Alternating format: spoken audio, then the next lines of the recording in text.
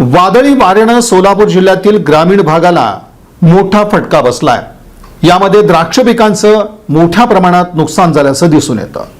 अनेक संकटावर मात करत तळहाताच्या फोडाप्रमाणे सांभाळलेल्या अवकाळी पाऊस आणि वादळी वाऱ्यानं द्राक्षबाग भुईसपाट झाल्यानं शेतकऱ्याच्या डोळ्यात अश्रू दिसत आहेत।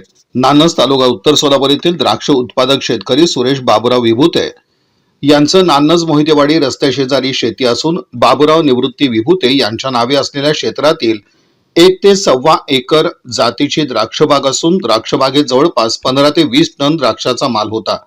यावर्षी द्राक्ष पिकाला दरही चांगला मिळत असून द्राक्ष पिकाच्या काढणीला 15 दिवस असताना शनिवारी दुपारी अचानक आलेल्या वादळी वाऱ्याच्या वेगानं काढणीला आलेली द्राक्षबाग भुईसपाट झाली।